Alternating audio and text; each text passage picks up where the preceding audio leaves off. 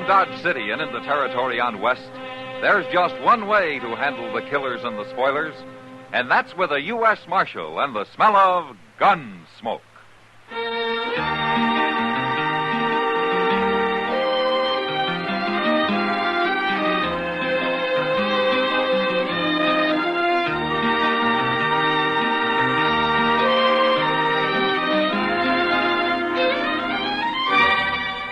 Gunsmoke, starring William Conrad.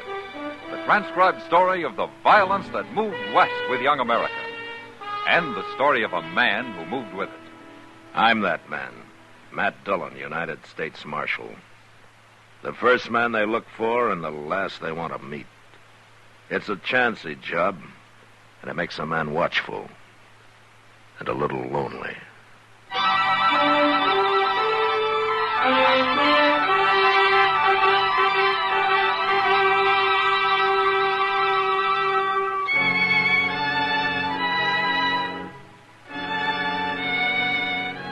It was the worst winter we'd ever had in Dodge. The worst one I'd ever seen anywhere on the plains.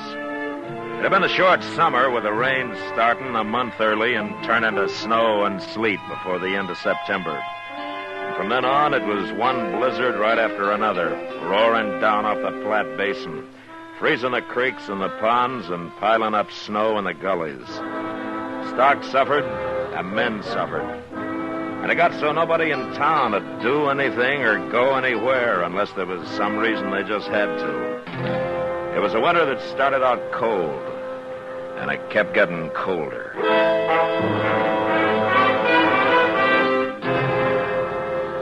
One of the few places in town where a man could go to get warm was a Long Branch.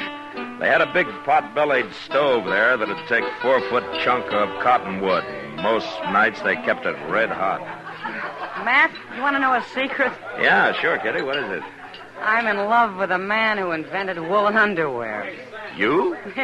Under that? You're darn right. Don't let the dress fool you. Well, it can't do much good. About as big as a saddle blanket for a cottontail. In this weather, anything helps. How about a drink, Matt? Well, I was kind of waiting around for dark, Kitty, but I guess that baby of Miss Tucker's turning out to be pretty stubborn. The Tuckers, another one? Uh-huh. If you was half a man, you'd wear a gun. Well, it started out to be a quiet evening. Oh, it's Ned Crater and old man Sidrow again. I think it's just a talking fight. No, Kitty, this one's due. It's been building for a week now. Oh? I'll see you later. All You right. ain't scared, why don't you borrow a gun? Anybody in here will loan you one. They'll be glad to see you cold for once. You're yellow, Josh. You're mean, dirty, and you're yellow. All right, Crater, you've had your say now. Well, how do you feel, Marshal? How would you feel about it if you was in my place? Probably the same way you do, but this kind of talk's not going to help you any. Now, why don't you take a walk? Go have a drink somewhere else. Oh, sure. While that old skinflint stands there... Crater, I grinning said take a walk. I'll get it. All right, Marshal. That was well handled, Marshal. You join me for a drink? No, thank you. Sidrow, what makes you like you are? Don't believe I understand you. Joshua Sidrow, the meanest man in town. Do you like being thought of that way? I'm not much concerned, Marshal, one way or another. A prudent and successful man's always envied, maligned by fools like Ned Crater. That hay barn of yours is full to the roof. You got 5 times what you need to hold your stock through the winter. Crater's on a ragged edge. He's desperate. A couple of loads would probably carry him. You wouldn't even miss it. Well, the hay's for sale. Oh, yeah, sure. At twice what it's worth. The thing is worth whatever you can sell it for, Marshal. He's no better than the other nefters. They're buying from me. Them has got cash. It's his first year on the land. He's got no cash and no credit. You know that. Then he should have been more industrious. Shown some foresight. He was caught short by the early rains, the same as the rest of it. Now, what's the use? You know, Joshua, someday you're going to end up being the richest man on Boot Hill. Well, Ned Crater will never put me there. He might. He's worked up enough. Yeah, he's like all failures. Talks big and does small. He's a fool. And I'll be here long after he's starved to death. I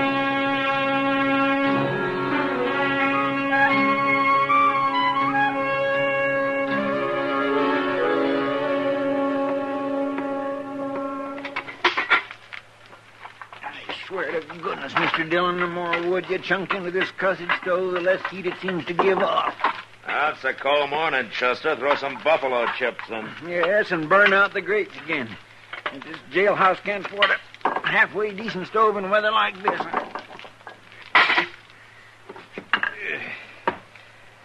There we well, forevermore. Look there. Look who's up bright and early this morning. What?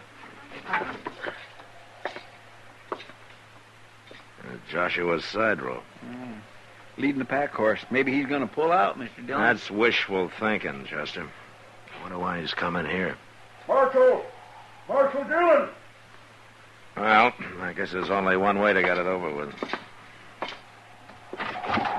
Marshal, Yeah, Joshua. I brought in the body of my son, Jabel. He was murdered during the night.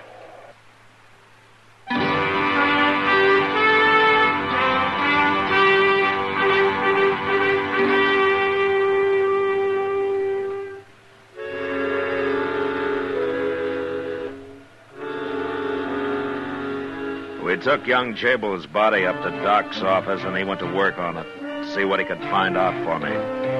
Chester and I waited in the anteroom, and old Joshua told us what had happened. I had Jabel staying up every night this week, keeping watch on the barn, same as last night.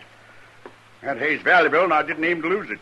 You didn't wake up during the night? You didn't hear anything, huh? Clear conscience makes a sound sleeper, Marshal. When Jabel wasn't around this morning, I thought he must be out in the barn doing his chores. About 7:30, I went out to the barn looking for him. The lock was broke off the door. Finally, I found him laying there in the barnyard, covered with snow that fell during the night. Any hay missing? No. I figured after they shot Jabel, he got scared and ran off. Matt, it's pretty hard to tell much. It was colder than blue blazes last night. The bodies froze stiff. I got the bullet, though. It was a rifle of some kind. Wasn't any six-gun. Marshal, if you have no more questions, I'll go and make arrangements for a coffin. Yeah, sure, go ahead. Joshua. Huh? I'm sorry about your boy. I don't regard sentimentality as being a function of the law. It's not sympathy I want. It's retribution. Good day. Mean. That is the one meanest man I ever seen. It's too bad it kicked back on Jabel, though. He was a good boy, Matt. He was warm-hearted and generous. He was nothing like that old man. Yeah, I know, Doc. How do you figure it, Mr. Dillon? And I'm afraid there's only one way to figure it, Chester. All right, let's saddle up. We'll go out and get Crater.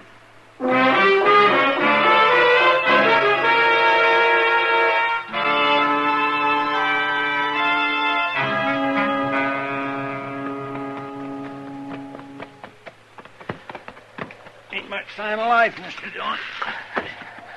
Now, there's smoke coming out of the chimney. Yeah.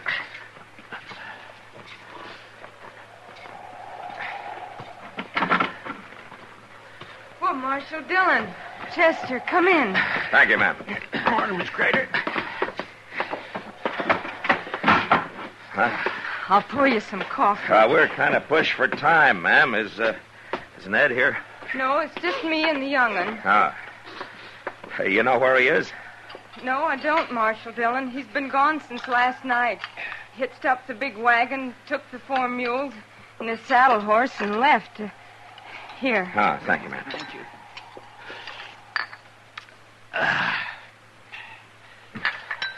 He didn't tell you where he was going, huh?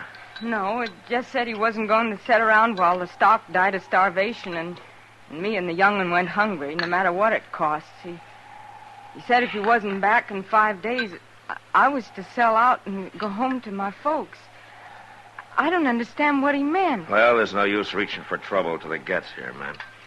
Well, somebody told him yesterday about a camp of Kiowa Indians out toward Badger Crossing.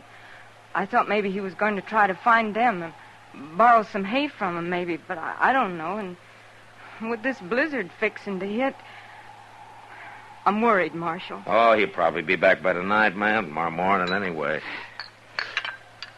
How's the boy? Oh, well, he's been a little croupy all week, but I guess in this kind of weather you have to expect that. Sure. Half the kids in Dodge have got a touch of it. Well, we better be riding on, Miss Crater. Well, I'll tell Ned you was here. Yeah, you do that, will you? And thank you very much for the coffee. Bye. Goodbye. Bye. Well, what do you think, Mr. Dillon? I don't know, Chester. Them Kiowas don't do much loaning. No, but they'll trade. He didn't get any hay at the side rows. You figure he went on the Badger Crossing? Well, there's only one way to find out.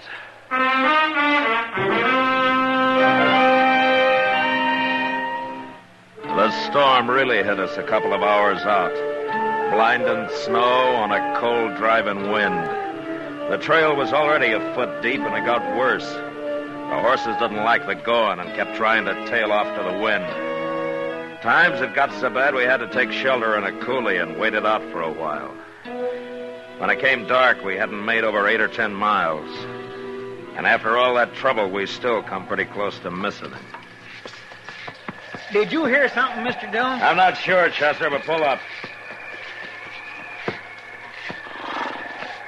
Hell, but whatever it was, it came from over there toward the creek bank.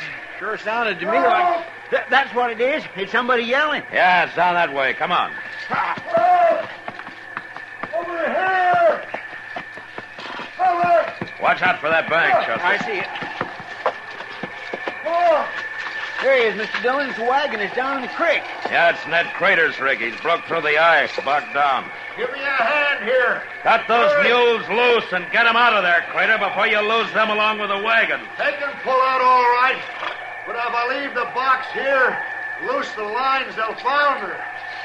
Ride into the water, Marshal. Grab the lead mule's halter and get them straight. They'll pull out. All right. That water's freezing, Mr. Dillon. Well, that's not going to get any warmer before April. Come on, Chester.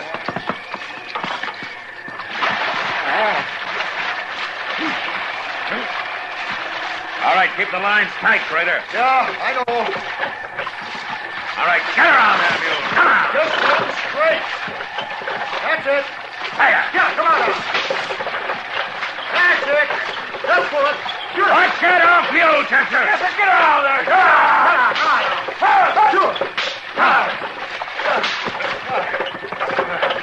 I told you they'd pull it. Oh, now. Ooh. Well, Marshal, what the devil are you doing clear We'll out here? talk about it later. Kick some wood out from under that snow, and let's get a fire going before we freeze to death.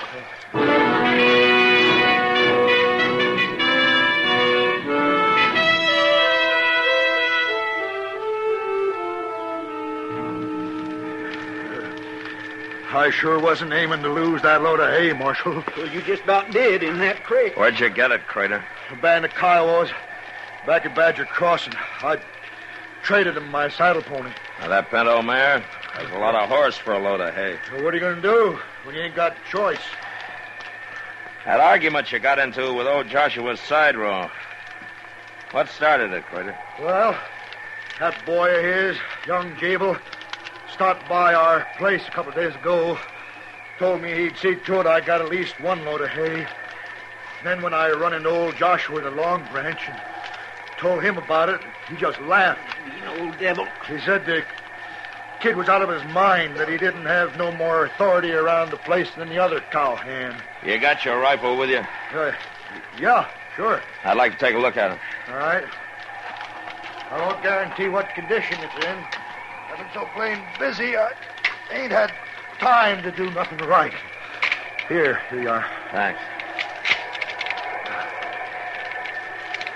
Yeah. Where'd you clean this gun last? Well, a couple of weeks back, I told you it was in pretty bad shape. Couldn't be much worse. I wouldn't try to fire it till I got the rust out of that barrel. Marshal, what's all this about? Jabel's side row was found lying dead in the barn lot this morning. He'd been shot. So that's what you're doing out this way. Yeah, that's it, Crater. Well, Marshal, if you figure I killed Jabel side row for this load of hay, you're wrong.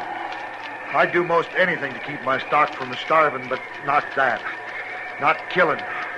I know. Then you're not arresting me? No.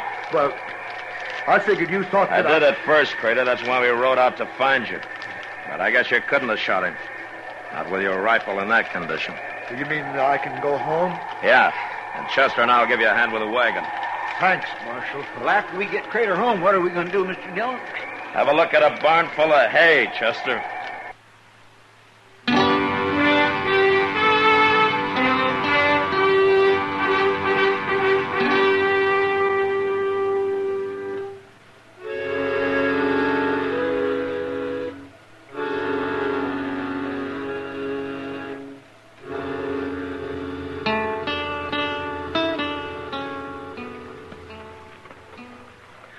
Sure think of a lot of things I'd rather do than go prowling around old Joshua's barnyard in the middle of the night. This won't take long, Chester. No, and it won't take long for a man to freeze out here. Man did freeze out here. Right about here, in fact. What are you doing with that gun, Mr. Dillon? I thought we was being quiet. What are you going to shoot at? Well, the moon makes as good a target as anything. So, That made enough racket to raise it dead. I hope you're right. Hold it right where you are. I got a rifle on you. All right, calm down, Joshua. It's Matt Dillon. Marshal, what's the meaning of this? What's happened to that clear conscience of yours, Joshua? You're not sleeping as sound as you claim you were night before last. I thought somebody was after my hay. Who'd you have in mind? I don't know. That's what I come out to see. Shot woke me up. It didn't night before last. The shot or the dogs. None of it woke you up. Well, what happens once don't have to happen the same way again. No. In fact, some things can't happen the same way again. What do you mean, Marshal? When you only got one son, you can only kill him once. Now, what was it, Joshua? An argument? Did he finally stand up on his feet and defy you? No, you're wrong, Marshal.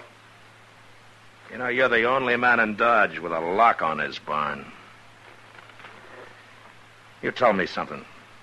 Did Jabel have a key to it? No, he didn't. And what made you think he was out there at his chores yesterday morning when he didn't even have a key to get into the barn? All right. I shot him. He was a thief. He was your own son. I caught him in the middle of the night breaking into the barn. He was going to take a load of hay to the craters. Give it to him, mind you. He ignored my orders, cursed me, and I shot him. He's the same as any other common thief. The jury will see it that way. I wouldn't count on it, Joshua. All right, now give me the rifle. Give it to me.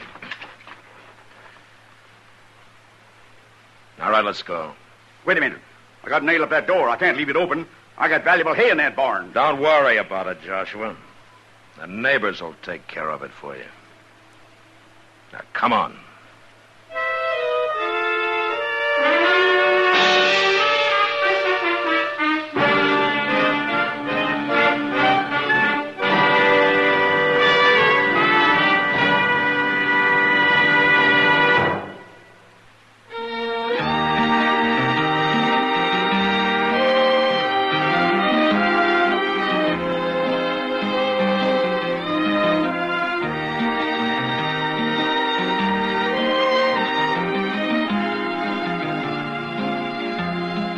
Gunsmoke, produced and directed by Norman McDonald, stars William Conrad as Matt Dillon, U.S. Marshal. The special music for Gunsmoke was composed and conducted by Rex Corey. Sound patterns by Tom Hanley and Bill James. Featured in the cast were Ralph Moody, John Daner, and Virginia Christine. Parley Bear is Chester, Howard McNear is Doc, and Georgia Ellis is Kitty.